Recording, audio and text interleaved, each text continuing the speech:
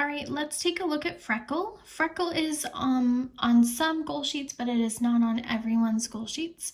So again, if you do not see Freckle on your child's goal sheets, feel free to skip this video.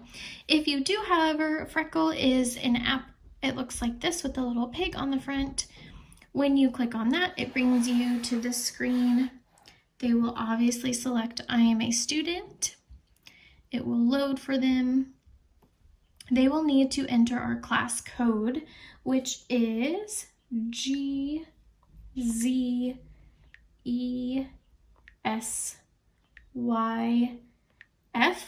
Definitely not a code that I came up with.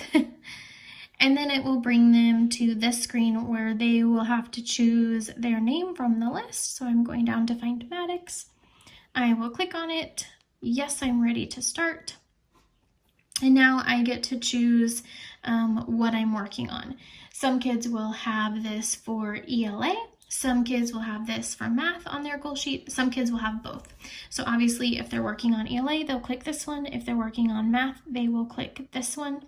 And Mrs. Miles and I are going to start sending activities and specific things we want them to do. So we want them to always check here first. If they have something from the teacher, we will want them to complete that. If not, then they are welcome to choose either of these to work on. So let's start with ELA. It gives them several options. They are welcome to work on decodables. They're welcome to work on sight words. They're welcome to work on word study just as extra practice.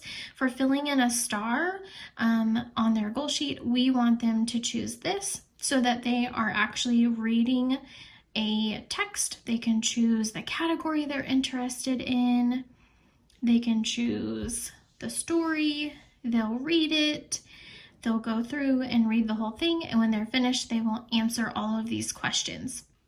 When they have completed an entire book and answered the questions to the best of their ability, then that would be 1 star that they would fill in on their goal sheet for ELA. Let's go back and look at math.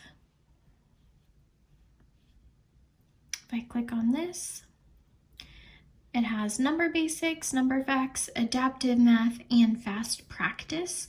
They have, again, of course, are welcome to work on number basics, number facts, or fact practice for extra practice, but for what we're doing on their goal sheet, we want them to work on one of these categories.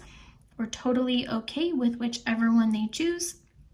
Right now, measurement and data is something that we've been working on recently, but again, any of these are totally okay.